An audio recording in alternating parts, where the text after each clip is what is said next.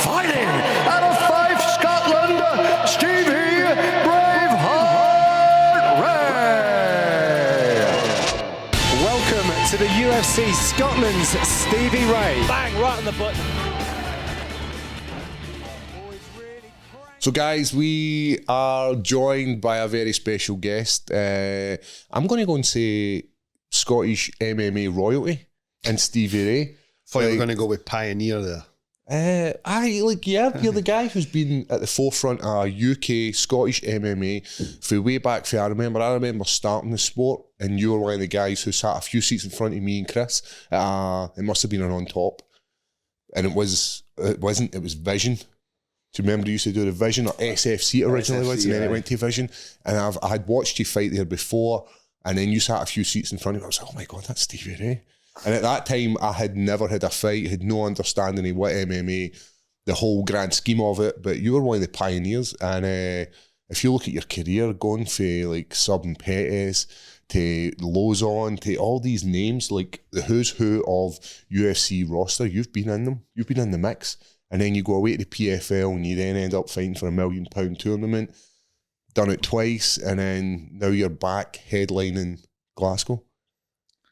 I'm the OG, man. Like you said, been around a while. So, and I mean, when I've started, there's not very many people that are still training, never mind competing. I know. It's a tough old game, man. It isn't half, and as you're saying, we're coming to the end of our career, and we're seeing these young guys, and you think about guys in the gym like young Stephen Clancy, like Mark Ewan. These are the next generation MMA, but we've still got something left to do. And you've got PFL this month, which is September the 28th, am I right? Mm-hmm. And it's going to be in the Ovo Hydro, which is a huge event, a huge, like, when you think about going through Scotland having no huge MMA shows coming, for the last time it was probably UFC, to now having PFL on our doorstep, man, that's incredible, giving young guys an opportunity, and it's all off the back of you. And I'm not blowing smoke, but when I'd heard you originally retired after your last fight in the tournament, I was like, no, let's get a Scottish one. I was actually trying to push further. It was Cage Warriors. I was like, I want Stevie to fight in home soil. I want him to get the reception he deserves. Man, it's an amazing career, and I don't think it's a long way from being over, being at grappling or striking. But for you, what is the highlight of your career? Highlight of my career, I've got a few. I mean, the first one that was like the real big highlight was the first time in the Hydro. I mean, just walking it. I had a bit of a nightmare at a fight camp that time, actually. I was going through, I don't know, looking back now, I think, what the fuck was I doing? But I was in the middle of doing my motorbike lessons as well, while kind of on fight. I think it was maybe like, start at fight camp maybe. I fancied doing my bike licence. Had you ever rode a bike up to this point? Nah, I've never, but like, obviously getting proper lessons, I done like a crash course, I think it was, with Pro Scott. And I'm sure, 4 weeks, it was before the first Hydro fight, 4 weeks out, fell off, fucking 40 mile an hour. It was raining. I was doing, I think it was either mod 1 or mod 2. It was like the first kind of wee test where you're going out. It was on the slower bike, I think, the 125, which is meant to be a wee bit, I think the bigger the bike, the better control. Obviously the faster it goes, but I was on a 125. I was going down a road, Oriole Road. It was raining, and the instructor was quite a bit behind us. I thought, get a wee bit, guy. fucking. So get 40 mile an hour road. I think I maybe went to about 50, kind of getting it a wee bit. And I remember seeing a wee bit of oil on the road. Ended up completely. So what was happening actually, Oriole Road, big long road, there's a bend. So I've decided to get gutty at the wrong time. Because as I turned the corner, there was temporary traffic lights, and there was a big queue all the way back. So the queue was like right behind the bend. Like, so I've gave it gutty, got around the bend, and the traffic's right in front of me. But I'm obviously not expecting that. So right at the turn as well, I've pressed the brakes, and I'm sure I've seen oil on the road as well.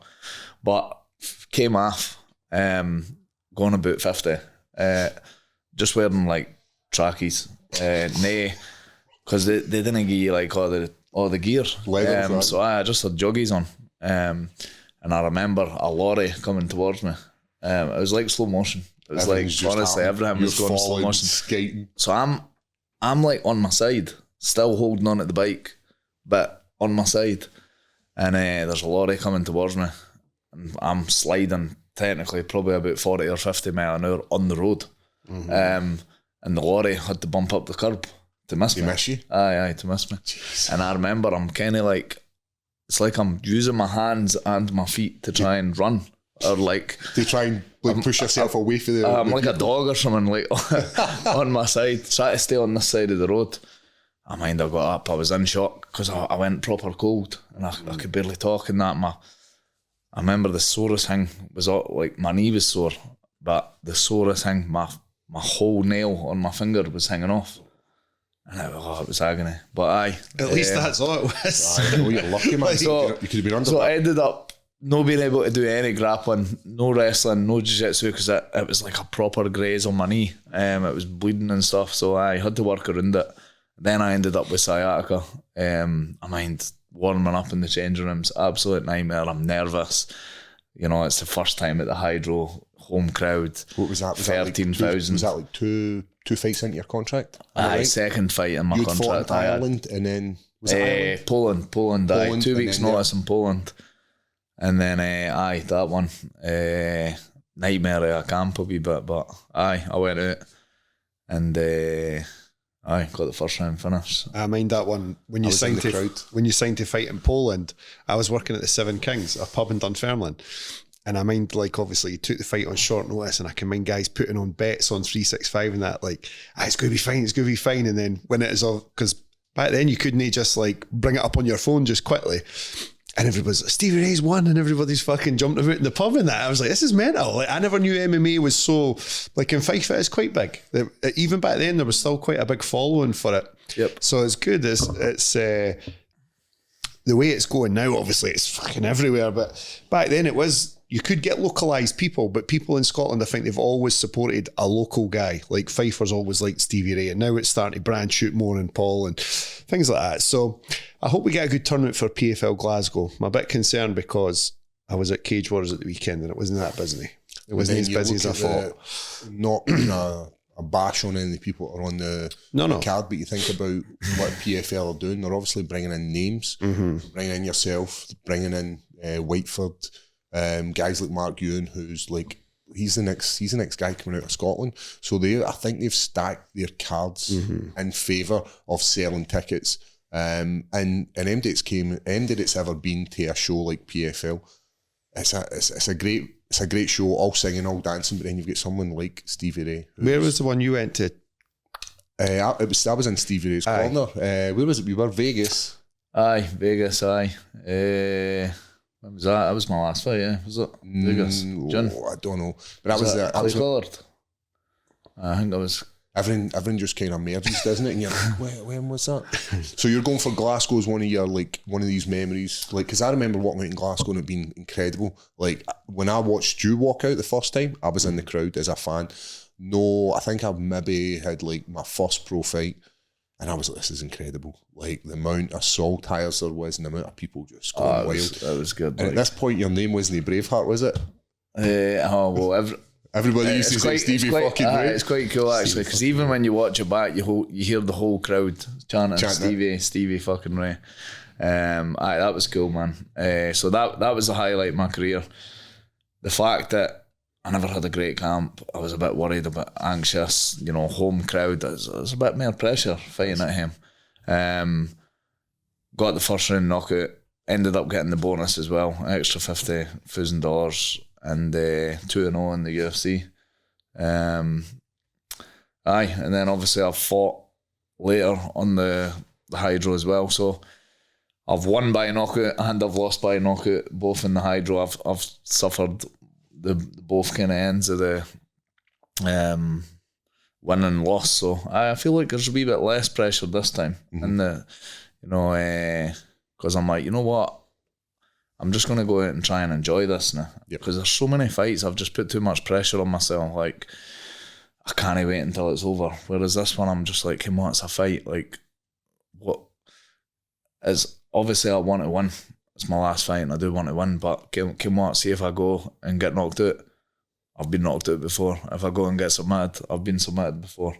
I've lost on points before. I've won by knockout before. I've won by submission before. So it's like, come on, just fucking go out and have fun. Enjoy it. Just go out, enjoy it.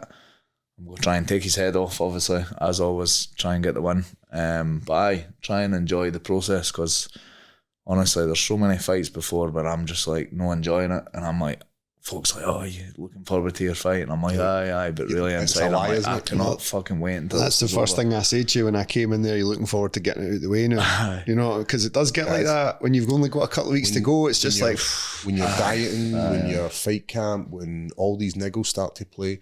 The last thing you're like, I'm just wanting this over. I'm like, I cannot wait until it's done so I could just fucking wake up and live a normal life. But with this fight camp, you are fighting the weight class above, so you don't have to make weight, which is obviously an added bonus. So it's all about, although you're still watching what you're eating and you're still getting in fight shape, you can enjoy a wee bit more. So that must be a nice feeling. That's it. I'm sitting drinking a flat white now, blue milk. Not care. It would be complete black coffee if it was lightweight, and I'd be miserable, and I could eat a bit more, like you said. I'm still having to watch. I mean, because I ballooned up a wee bit to like fucking nearly, or I was 100 kilo actually at one point. But you were fighting jiu-jitsu tournaments at the heavier weight, so it made sense to be that bit heavier. So I was competing at 84, and that's the difference with this time. So I think I retired first in 2020, and I stopped training. I can't remember how long, but I stopped training completely. And then for the PFL tournament, I came back, started training, and I was like, I minded messaging James saying, I don't care if I can do this anymore, because like I took that much of a big break. The difference with that time and this time is, even though my last fight was like a year and a half ago, I've been competing in jiu-jitsu, so I've still been training. I just kind of stopped striking. I was still wrestling, still doing jiu-jitsu, still competing. I done that ADXC in Paris. I was in a cage as well, so I still got like ring experience, if you like. I was in the cage, and I minded being in the cage thinking, fuck it feels good that I'm not getting punched in the face at least. Like I'm in here and it's just grappling, but it's just a laugh. But I still got the exposure of going out to the ring, the cage, because that's sometimes just half the battle. Getting like for the nerves and that anyway. You're not nervous of the fight, it's the walking out. Yep. When you get your hands wrapped, you start getting a bit nervous, and you walk out and everybody's chanting, the lights, the cameras. Once the bell goes, you're fine. A lot of people just leading up to that. A lot of people don't realise that. Like it's a whole process. As soon as they shut the cage door or you go to do the fight, then that's the bit we've trained for. Yep. We never ever trained for that walkout. It's like, see when the referee goes, go, that's when I'm just like, oh, thank fuck. That's it. Like, it's just like, oh, perfect, right, let's go then. It's the like I think what gets to people is, on this day, at this time, in this place, you're going to have to fight this person. And it does overwhelm some people. It does get too much for them. Whereas like, you'll know guys yourselves in the gym who are great fighters, and if somebody came in the gym there right now and went, I mean, you'll just have a straightener right now, they'd be like, any bother. But it's the whole build-up, the process, the music, the fucking lights, there's people here. It's a big build-up of anxiety, I think, because obviously you're just thinking all the time. You're getting your hand wrapped, but your brain's it's not having to do much, so you're thinking about the fight. You're thinking about like the walk, what if I get knocked out, what if I get this, what if I get that, and then you're just building this. An imaginary thing, eh? Aye. And then when the fight starts, you've got to think about the cunt punching you in the face. So you can't think about nothing else. I know. Do you use any like sports psychologist? Have you used them in the past? Do you do any like mindful like soul stuff where you would sit and visualize kind of stuff, be it personally, like visualizing it from your eyes or visualizing it from the second person? So I've never worked with anybody personally or that, but I do remember reading Ant Middleton's book, The Fear Bubble. So I was fighting Michael Johnson in Singapore, and I read his book, The Fear Bubble, and I mind like it basically, to try and cut it short, it's about being in the fear bubble, and he's obviously relating it to like he's going in a room, he might not fucking come out. Like you think fighting's nerve wracking, but surely going to war is a step above that. You might not come home. So he was just saying about no being in the fear bubble too early. So I remember like after I'd read that, I was like, right, try and figure out the time when it's time to accept and everything. Because he was like, being in the fear bubble is when like your body's preparing for something. So that way where you get your hands wrapped and you start like, just your body just starts heating up and you're hitting pads before the fight and you feel like you're fucked. Right. Fuck. What are we just talking about? I'm glad it's not just me. You're like, I'm fucking tired. And then like it could literally, it's a mind game. You're like, oh fuck, I'm no fit. I'm gassed already. Blah blah blah blah. And it's just like, he said that if you're in the fear bubble for too long, it can absolutely drain you. Zap your energy. And zap your energy. So I kind of made a wee agreements in my brain. I was like, right, how many fights? I looked at the fight card. I was co-main event. I was like, right, when the first fight starts in the main card, that's when I could start accepting, thinking about it. Because, I mean, it's a big thing, getting in the cage and fighting somebody in front of, when it's on TV, millions of people. You know, you might end up on a highlight reel or whatever, the bad end of it. So I was just like, that's when I'll then allow my brain to think about it. Because I think if you're again, even throughout the whole weeks, like right now on the drive home, I could maybe just be driving home and it'll pop up in my head and me visualise good things, bad things, me getting clipped, knocked out, choked. But just been like, give what? Fucking fuck off. Sometimes it just creeps up me, doesn't it? It's weird that your brain will do that to you though, eh? It'll just get like, mind you're doing this. Aye. And it's like, we did it. Why? I know. Leave me alone. I know. I had it once the other way though. I mean, James was wrapping my hands before, and it's usually when I'm getting my hands wrapped and it's like, it's game time. Right, we're having a fight now. Yep. Like, cool. And I said to him, I was like, James, I'm not really, I don't know, like nothing's. Usually by now I'm... Aye, so you get freaked out because nothing's happening. And then he was like, nah, I'll be all right, just once you get the gloves on and that. And then I was like hitting pads and I was like, nah, nothing's really happening here. Even when I was walking out, it was when I fought that, sorry, my nose is fucking sore, that Robbie Kennedy. And even walking out, I was just like, I'm not really... And then you get to the cage and I end up fucking losing as well. But it's like, sometimes you can be too calm. I do believe you do need some... Like, this could go wrong here, eh? This is serious. And if it doesn't, if I don't take it, like you're saying, the fear bubble, people hear that and be like, oh, Stevie Ray's scared. Fucking everyone's scared. Like, fear, if you weren't nervous, it wouldn't matter to you. And if it doesn't matter to you, you're going to get hurt. Like, properly hurt. I know you can get knocked out or a broken arm or anything can happen. But you do have to be nervous or it just wouldn't matter to you. What would be the point in doing it if it wasn't this important? Otherwise... Aye. What, you would be wasting your time. You would just be somebody going out to get fucking bodied, eh? And that's where Ant Middleton says that basically there's a time when to accept it because you can use fear can drain you, but it can also give you a lot of energy, like adrenaline. So I just accepting and understanding that, you know what, see all these thoughts and mind things, like your opponent's thinking the exact same, and if you can just realise that this is all just a process. Just go out and when you're in the cage, you're doing pretty much what you do every day or every week in the gym. I use I trick myself with see when you walk on the cage floor, I always say the same thing, it feels just like the gym. I always say that to myself, like my bare foot on the cage canvas, it feels just like in the gym. And I don't know why, that's always helped me feel a bit better. Like as if, you're just doing what you do in the gym. It's exactly the same. So James always says a wee thing, he's like, before the fight, he always just says, "You'll be back on the couch tomorrow."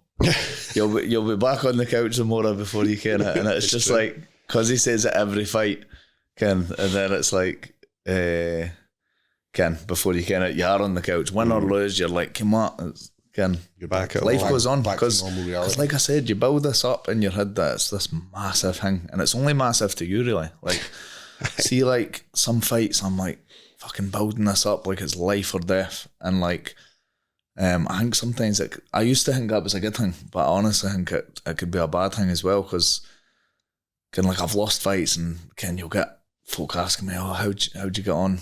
I lost, I got knocked out, or I lost in decision. They're like, "Oh, cool, right." They didn't care. But for us, it's like there's almost an embarrassment kind of side. That's it. And even the opposite though, it's like, I won by knockout. Cool. It means absolutely nothing. You build it up in your head that this means so much more to everybody else than it does. Was there a point in your career, because I went for enjoying it, because it wasn't a job, to then becoming a job, and then there was more pressure. Was there a point like that for you? Oh fuck, the whole career, man. Like there's times like this is like folk think this is good. Like there's times I fucking hated this job. Like it's a love-hate relationship. I mean, even just the physical part of it, like even just the money side of it, like we I've made quite a decent amount of money throughout the whole career, but see, you only get paid when you fight, and if you get injured, like if I got injured, I could still get injured from a fight, and I've spent a fortune on the fight camp, driving back and forth to training, buying supplement, fucking everything. Like it's no cheap doing the fight camp, and then because I've like no worked for 3 months, because I've not been doing PTs or nothing, I'm just like totally focused on the fight. Because I feel like doing the PTs and that could drain you, so I'm like, nah, just everything's training, and then so you've obviously lost money as well, because you're not earning nothing. And then if you get injured before the fight, that's it, you do get paid. I know. See you later. A lot of people don't realise actually how much goes into your camp, and it's not just about all these wee other things. We're talking like thousands of pounds to get us there, just to get us to that day. And then it's like there's so many overheads that people just don't see, and for you to pick up an injury in the last couple of weeks, it's common, because we try and push hard. I'm usually quite smart, or I've always been quite smart with money, like keeping it aside. But there was one fight where I mind, like Natalie's like, "Oh, come on, we'll just fucking do it," like, because I was like, "That's no my money, it's the fucking tax man's," and try to explain to her that when she sees a big number in the bank account, it's like, no, that's the tax man's, and she just doesn't understand that. But anyway, she was like, "Aye, but you're fighting in four weeks or whatever it is, just use that money then." I'm like, but what if I get injured? And I think there was one time that I did just say like, "Game what? Fucking right, okay," and I never ended up fighting. I'm sure it was when I was meant to be fighting in America. Jake Matthews, one international fight week, and fucking fight got cancelled because I couldn't get my visa in time. And there's just so many complications that can come with it. You're not getting paid a salary. You only get paid when you fight. It's a very high risk injury job. You're literally punching and kicking each other in the face. We were just speaking about cuts beforehand. Like, how easy is it to cut your eye, and that's it, it's fucked. A cut, a fucking like hurting just anything. I mean, you're literally fighting like controlled, obviously, with shin guards and bigger gloves maybe, and going a wee bit less. But as well, you've got a few guys in the gym at once with a fight coming up. Like you're saying there, people are tense, people are nervous, people are getting hungry, they're getting stressed out. It's easy, especially for a group of guys, a couple used to go in sparring and somebody just be, fuck it. Like, because there is the element fully testosterone. Because there's a lot of pressure. Like you're saying there, the pressure you used to put on yourself. You're in there with young guys who are right at the beginning of this. So you were putting that pressure on yourself back then, just like they'll be now. So you know exactly how it is. Obviously, you understand, but it's how it's going to be. It's such a weird job in sport, man. Like we're all speaking the now, right? And then let's say we had sparring the night. We're all just, "Hey, I'll see you tonight, man. I'll punch you in the face tonight." We're go punch each other in the face later, and we're not intentionally trying to like hurt each other sort of thing. But you are kind of as well. Like you're having to throw enough to win the round.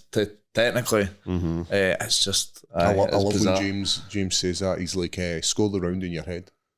Like, so you know. I find that so hard. I find that hard. I think that's so that because there is sometimes rounds where you're just like, you're getting through it. You're just taking a round where you're like, as long as I survive, as long as I feel like that all the time. Get through. And especially if you're doing 4 more after it, you've maybe got a wee round, you're like, fuck, I'll use this as a wee rest round. You've obviously trained around the world as well, like obviously in Canada, you spent a fair bit of your time there as well. Who's the best you've ever trained with? A guy that's blown you away, or a girl. It's like you've been in octagon, or you've sparred with him, or grappled with him, and you've been like, wow. So the main reason I went to TriStar wasn't for like, better coaching or really even the better training partners. Because even back then, like I feel like I had decent, obviously a good coach, James Dillon, and training partners. I had like Martin Delaney, Graham Turner, all the kind of OGs. I had a good team, but it was more like, see the family stuff, like fucking training and then going back to kids and the wife, and so it was more like an isolation thing. But that being said, when I was obviously at TriStar and you're sparring or whatever, you're looking around for that easy round. I need a fucking rest round. There's nobody's a rest round. Did it feel like sparring there was a lot more like a fight? Closer to our guys there going at a different. So they had a Saturday spar, and it was very like like a fight. So you had to. That's grim, even getting up in the morning for that. You had to pick your part. We do it as well now, but I don't think we done that at the time. But like literally, I would know all 3 or 5 of my rounds before even starting the first. So I'd be like, right, Paul, I've got you first. Ross, you're 2. Mark, you're 3. Whoever they're lined up. 5-minute rounds, 1 minute rest, and that's your rounds. And it's kind of like, right, how many rounds did you win? Kind of like a fight. You had to wear head guards as well, which was a wee bit different. I fucking hate head guards. I didn't like it. They just make the target bigger. So when you try and slip a shot, you just get hit so much more. But anyway, I mind like at times looking around for like, even on the like no days where you had to pick somebody and you're just looking around for an easy round, and it's like Rory McDonald, GSP, Mike Ritchie, fucking Mandel Nallo. I don't know if you know Mandel Nallo. He fights in Bellator. He was like one of the fucking hardest guys to. He was like really lightweight, really long, athletic, just sharp as fuck. You'd go to hit him and he'd fucking bang you back a right hand or whatever. But everybody was tough and they all had their own. There was Joe Duffy, Arnold Allen, like. It was a good squad at that time. And do you think those guys though, because you are strangers, is there as much like, obviously there's not going to be the same, like you're in a team now, you're at higher level and these guys are your guys. Do you think there is one up in each other? Everybody's going like, I see today I'm going to go in, I'm going to beat Stevie Ray in sparring. Not only am I going to beat Stevie Ray in sparring, I'm going to drop Stevie Ray in sparring. Do you think there was 8 guys in there? I think that still even happens, honestly. Like, so, well, one at TriStar, I feel like TriStar was more, it wasn't an actual, didn't feel so much a team. It was more like a place you went. So some of them I think even trained in Canada, in Montreal, somewhere else. Like, I'm sure Olivier that I fought, they've got like H2O, a different team, and even way back then he was training there, I think, but they all tried it. They all sparred at TriStar. On the Saturday? So, so like, and there was people coming from all over the world, so when folk are sparring me, they're not looking at me like I'm their teammate. No, I'm the body. Who fights in the UFC, and so obviously you'll get some folk that, like all gyms, you get the one guy that's going mental trying to knock you out. I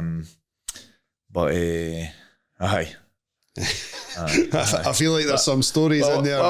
But that's the thing. It's what I was saying earlier. Like, you're literally turning up with your teammates or your kind of pals, and it's such a testosterone kind of sport or whatever. Like I seen Sean the other week before his fight. I was like, oh, he had a black eye. So, who gave you that? It was fucking Mark. I'm go fucking get him back. Wait until I get him back. And I was like, oh, that's what he's like, he's fucking getting it, the next one. Do you think that changes when you've got, like, obviously there's another 2 guys, I think, on the card at PFL. Do you think it changes when they're also in fight camp? Like their attitude? Aye, well, I mean, obviously you're more chilled out. You're not as bothered about losing rounds if you're not on camp. Like, it gets in your head if you're just being smashed in a round sparring and you're fine. It means more.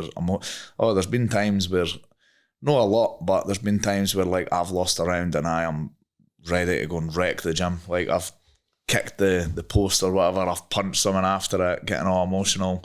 Fuck, there's even been times I've cried, man. I'll even admit that. Like, fucking, I'm just drained with energy. I've been smashed my rounds. I'll fucking end up greeting. Feeling sorry for myself. But I've been there as well. When you're sitting in the car and a song comes on, you go. But it's like what's the fucking point? I can't even get a couple of takedowns in the gym, so what's the point in going out and fighting in a cage? That's how you start to feel, eh? Like, I mind even when, like, you know, when it was the UFC or PFL, like, I'm fighting some big name and or I can't remember any camp in particular, but say I was fighting like Lozon or Michael Johnson, Ross Pearson, whoever, and then I'm like, fuck, I just got smashed off the amateur Sean Clancy. Like, that's not a name at the time. Like, this is obviously a few years ago before he's anybody, and I'm like, he just fucking battered me. I remember actually just a wee cool story that I remembered there. This is years ago, but trained at the Grip House. And I mind, this is when we were all kind of Dinky Ninja fight team, the Grip House and the D unit and higher level MMA all went to the Grip House. And I mind, Whiteford was like, Stevie, you go with him. So I was all right. And I went up and I've said, have you fought before, mate? Have you fought MMA before? He's like, no. I was all right, no worries. So I just thought, I'll take it easy. He was about 100 kilo, like quite a big guy. What's his name again? Craig Stewart. I was going to fight him once. Craig Stewart. And honestly, so I'm moving about. Next thing, I'm upside down. Like, I'm upside down. Like, and I was like, all right, lucky throw. And I thought, he's just managed to get like a lucky, I've been off guard, and he basically lied on me for 5 minutes and punched me. And I remember after that, I was like, honestly, wanted to just greet, and I'm like, I just got battered off an amateur.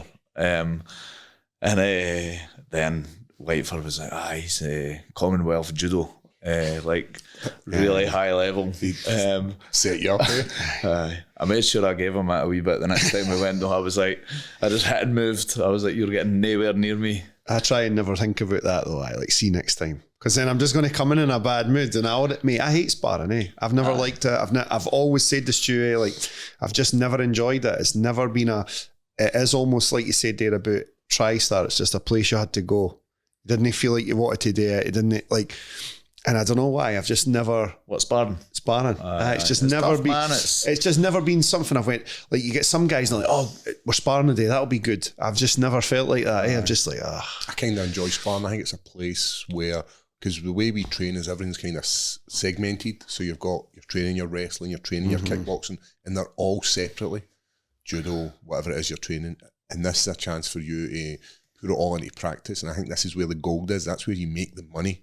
It's not in the wrestling rounds where somebody lies and tap you for 5 minutes. It's there when they're scrambling, when you think nobody's watching, and James goes, start working, and you're like, I've been through mixed emotions of sparring as well. There's times where, like, I used to love it. I just wanted to spar, like, you're sitting there drilling, like, come on, let's just spar or whatever.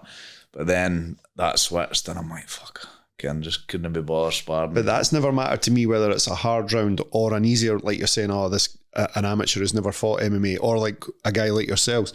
It doesn't matter to me who it is. I don't like it regardless. It's not like I'm going with guys who are better than me and they're going to fucking punch me about. How old are you again? 35. 35. I've always been like that. I've never liked it. Never. I was going to say, the start I've done it.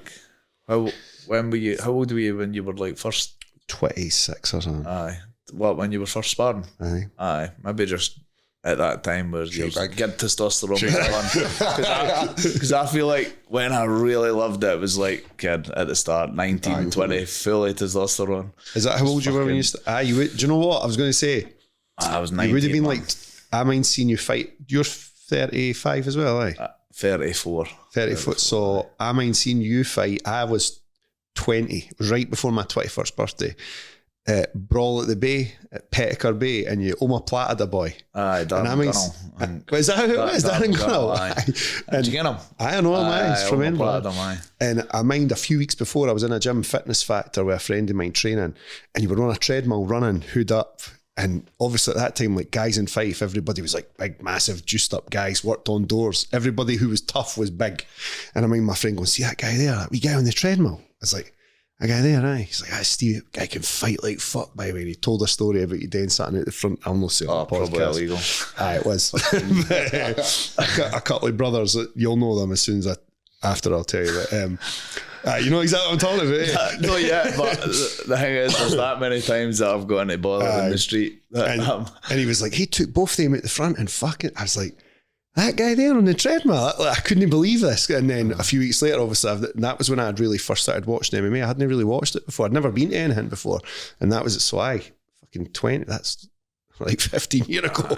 A long time now, eh? I got in a lot of fights in the street before, and the start of my career, maybe like when I just first started training, but I mean, I've probably still had more fights in the street than actual MMA fights, but I remember you saying that was one of the reasons for you picking up MMA, because you were getting in a bit of trouble.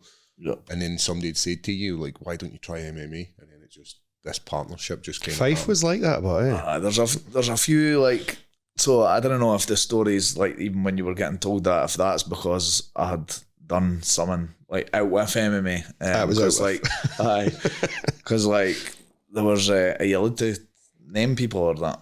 There was a guy.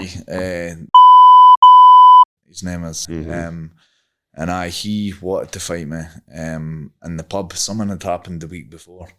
Is that a pub called Wee Jimmy's? Nah, that's Dunfermline. So there's a few. To be honest, anytime I've been in Dunfermline, I can't actually remember what's happened. So I was just drunk. But it was in Kirkcaldy. I'd had a wee tussle, and then in Candlerooms we got into like a wee bit of a fight, and it was the Old Firm. We were at the Windsor pub, and obviously packed out.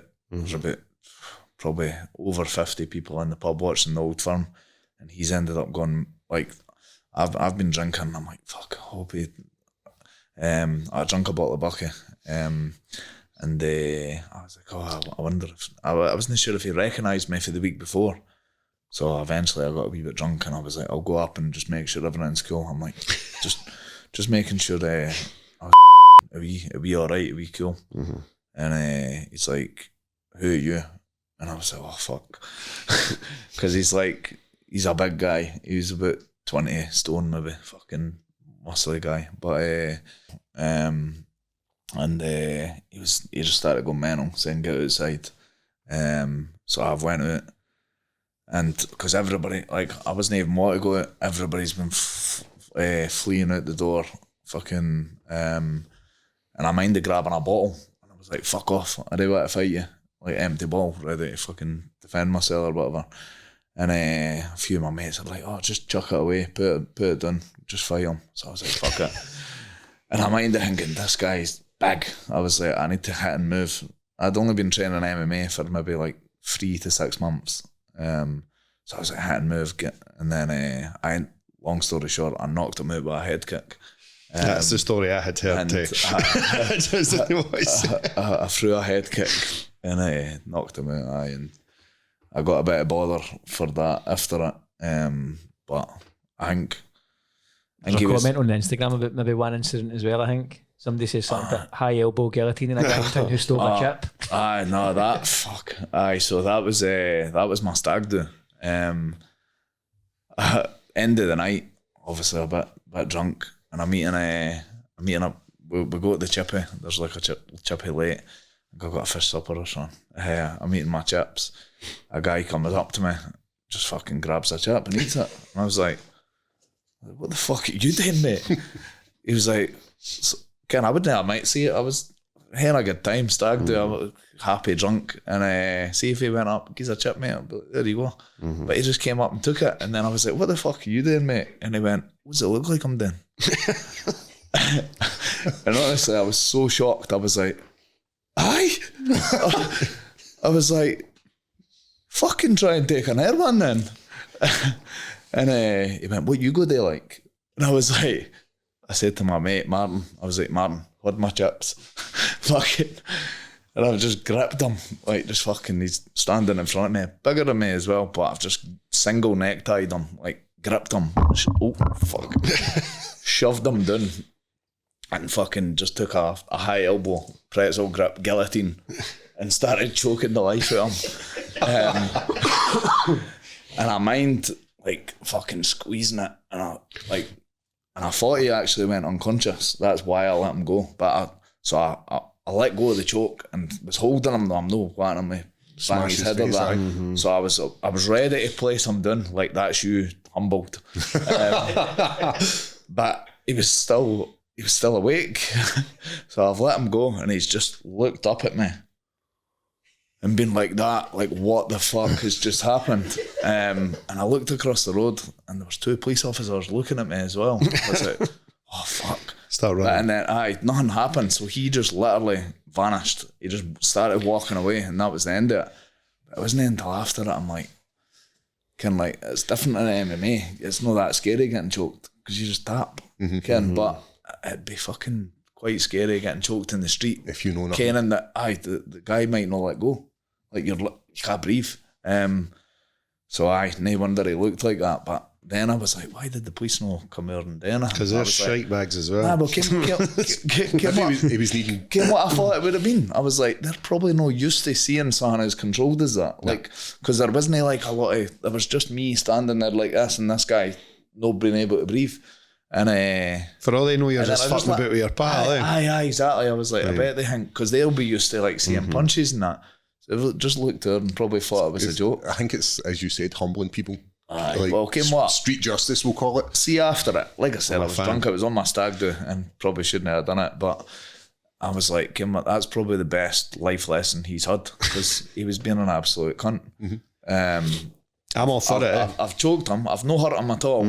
He's no ended up hurt, and he's learned a big life lesson there. So I've seen quite a few times where people get choked like in a pub or a club. They just open their eyes, jump up, and fucking run away. Like, it's so common. They didn't jump up and go, let's go. It never happens. You'll never see them jump back up and go, let's go again then. They just fucking jump up and run for their life. Because it must just be pure fear. Like, you think, I'm close to death there. Your brain must think, like, oh, we're going to die. Fight or flight. So, and they do. They just jump up and fucking run off. So when you think about the sport of grappling and BJJ, like when you think that and you put it into the context of out in the street, like the vast majority of people never know what's happening. And see when people are like, go and choke me, and I'm like, I don't know why I choke you. But there's times when I'm pissed and I'm like, right, I'm in about this, and I'll choke people. I done the stage show with what's his name, Michael Bisping. Like, I was like, can you choke me? And I was like, aye, why not? Choked him unconscious, man. Out he goes. But like, we see that as normal. That's normal for us in the world of MMA. But I don't think I could do it, man. Honestly, I think I would be thinking too much. Like, fuck, just what if he doesn't wake up? What if he's got like some condition that's underlying issue? So it's not even your fault, but obviously you've applied pressure to his fucking career. I say this to my son.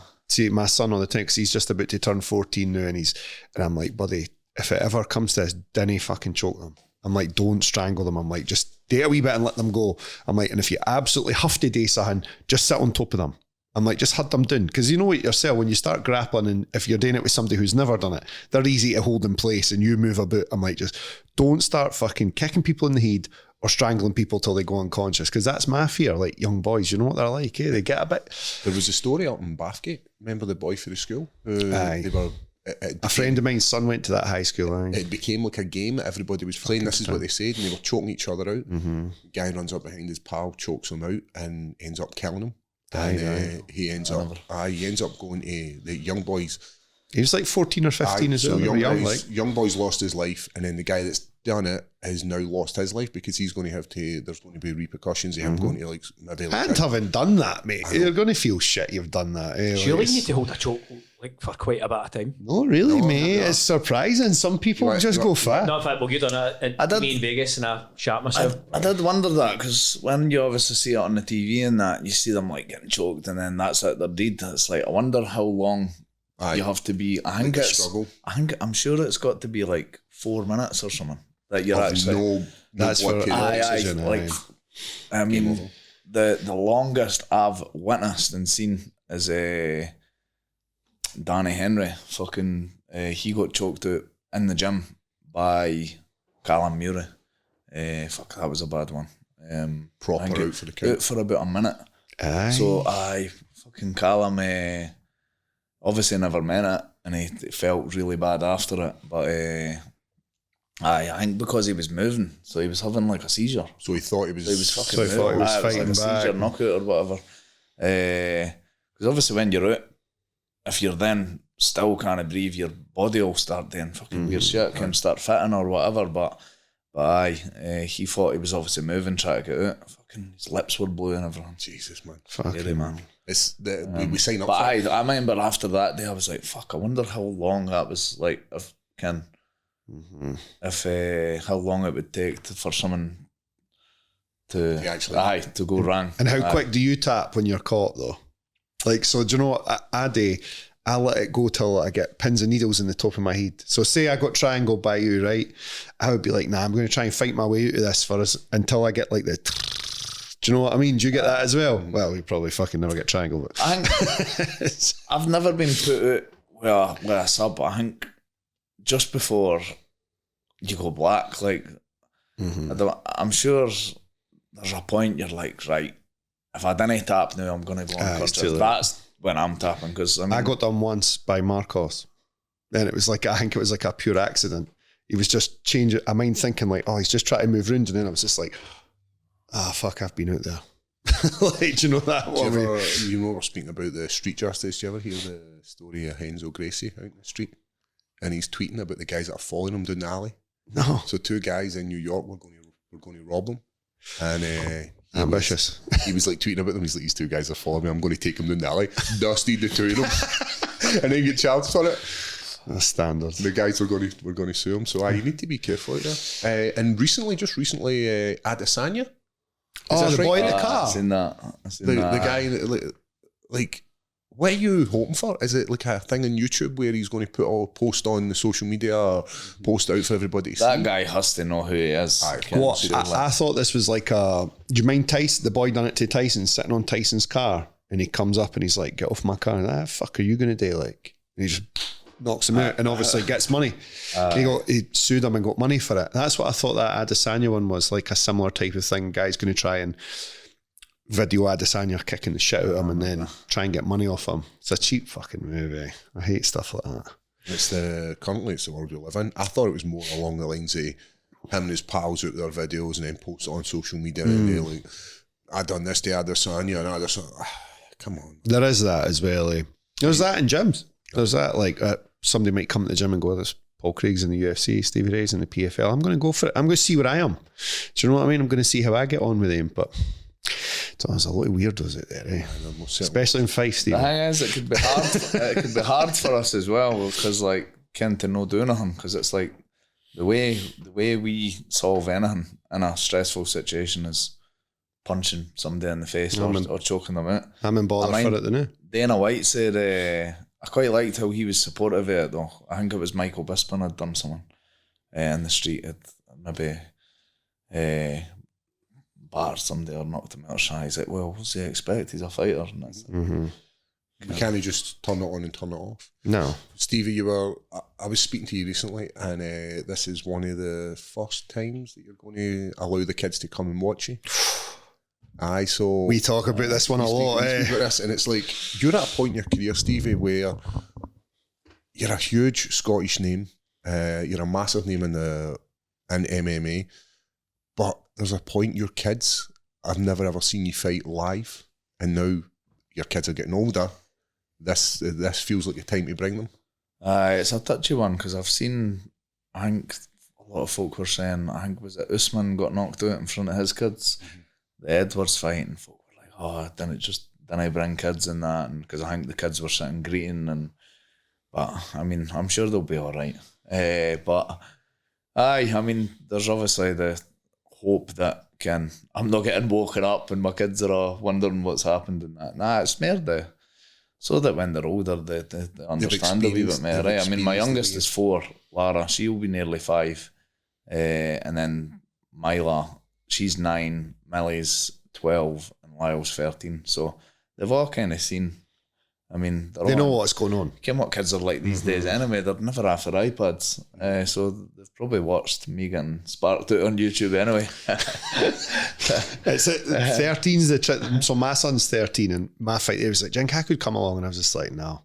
Like, I'm just no. You see, the thing is, for me personally, having a boy, he's proud of you and he wants to see his dad. That's what that is. And it's cool. Like I said this to you, I think you were at a show, maybe PFL. Was it in Paris and you were there as a fan, one of the last shows, and you got to take your son? Was it PFL? I went to Newcastle, was it? Newcastle? Newcastle, and you got to, I'd say to you, I was like, that's a cool experience. I loved it. To experience with your son and actually not fighting and being like, hey, this is what I do as a job. People know who I am. People are saying, Stevie, can I get a picture with you? That's kind of cool. That's cool for him. That's cool memories. I liked it, because he's more a football guy, but he likes fighting as well. He seen Aspinall. He was like, can I get a photo with him? And I got a photo with some of the guys, and that was cool. So does your son do that? Like, so my son does this, like, everyone he meets, if you go like, this is Paul, all right, how you doing? Do you fight in the UFC?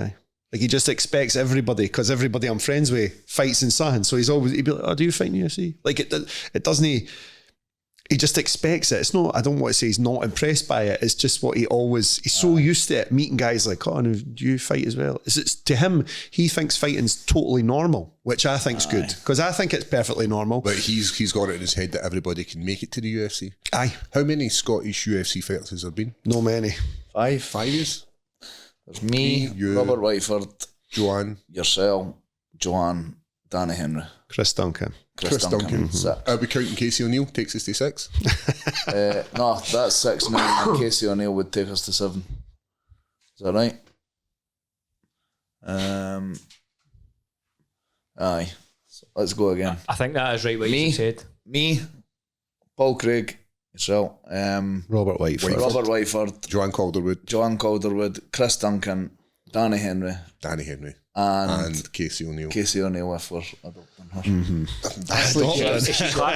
lives in Australia, doesn't she? I think she was born in Scotland. But lived in Australia. We have. So when you think of that, 7 people, there's only 7 people in the whole of Scotland who's done what you've done. That's wild. That is wild. And what is it? Only like 760 fighters or something signed to UFC now. Is that it's just.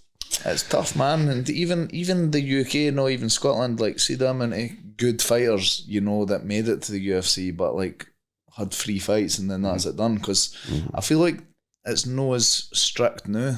I mean, because see when I lost my first fight against Alan Patrick in the UFC, I was 3-1, but obviously lost that, and I was thinking, if I lose my next fight, that was sometimes you lose one fight, and then if you lost your next fight, that was maybe you done. That used to be quite common though. Aye. So it's less common now, I feel. So you think for both of you, if you had lost 2, you were worried about, or if you had lost 1, you were then worried about maybe losing your job the next one. I was. But I think it depends on where you are on your contract. I had won my first one, lost my next 2.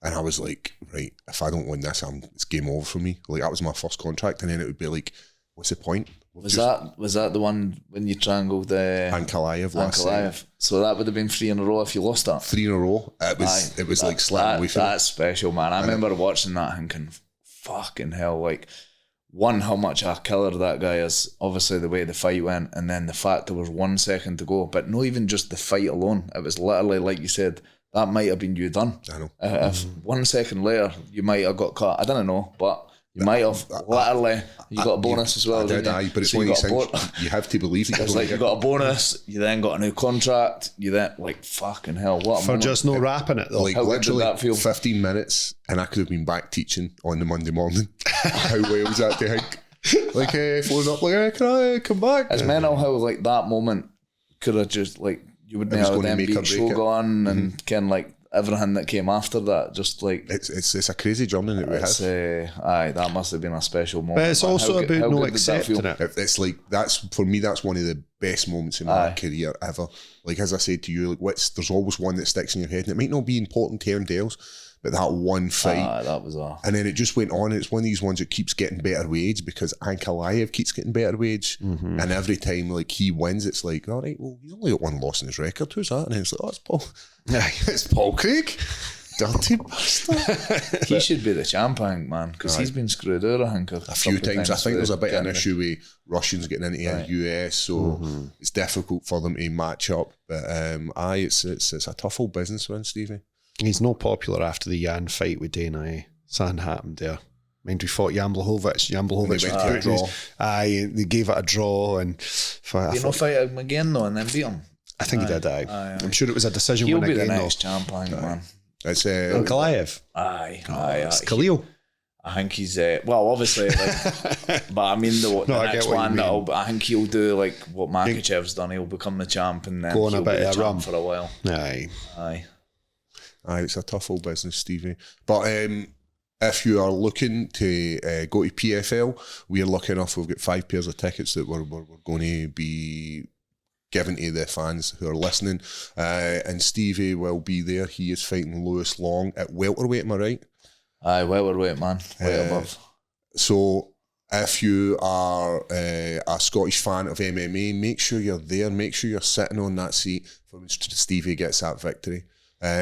Stevie, thank you so much, man. I really appreciate your time. I know you're a busy man. You've got to go home and you've got a massage and you've got all the stuff that come along with Fight Camp, man. I really appreciate you, man. Is there anyone you'd like to thank? Sponsors? Aye, my 2 sponsors for this fight, the contract coach, Joseph Ewan, and the Kirkcaldy Motor Sales guy, Alan Ray, that's got his own kind of car company in Kirkcaldy. So they 2 are my main sponsors for PFL. But then thanks to Tatami Fightwear, they sponsor me, Flora Fusion and Arena Gym that's supported me for the last few years. Excellent. And if you're looking to be on Stevie's sponsorship, hit him up. There's opportunities. There's obviously you wear your fight kit, your fight shorts, and your banner. Aye, so you're only allowed two for the fight. So I've got them done, but I am in the process of looking for sponsors for my gym, Braveheart MMA. So we've got a few. We're looking to get the zebra mats, the good mats.